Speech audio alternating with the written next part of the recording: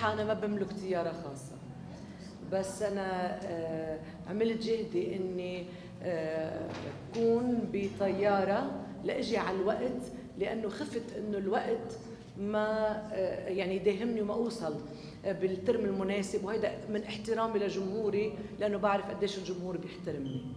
وخفت من الديكالاج، من عدم الوصول على الوقت المناسب.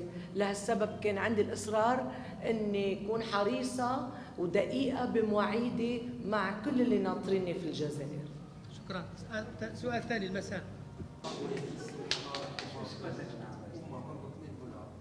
هل تعتقدين عندك استعداد تام للرسالة للأمة العربية في خصوص توحيد الصف والالتفاف بالقضايا المشتركة العربية؟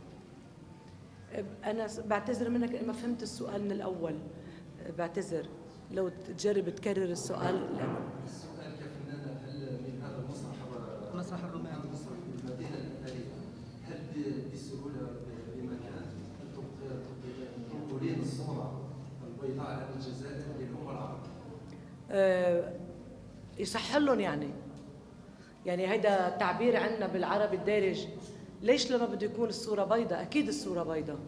أحلى مهرجانات عملت في الجزائر وما زلت لحد اليوم، وبحس إنه هالجمهور العظيم ما بدها تحجبني عنه المسافات، ولا أنا ولا كل الفنانين.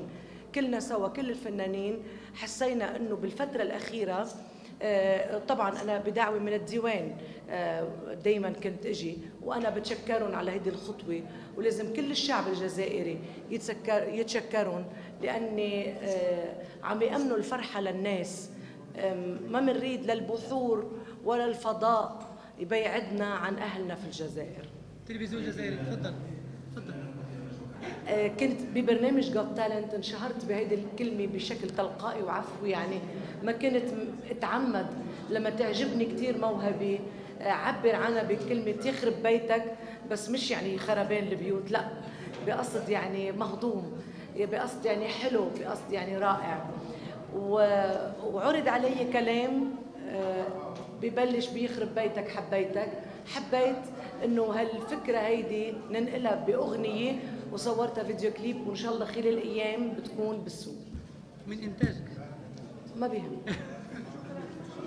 اذاعه. اخر سؤال. بيكون اسمي نجوى، بس هيدا اللقب كان نسبة لأغنيتي يلي كانت من أول الأغاني يلي أنا انشهرت فيها ولقبت بشمس الأغنية اللبنانية والعربية.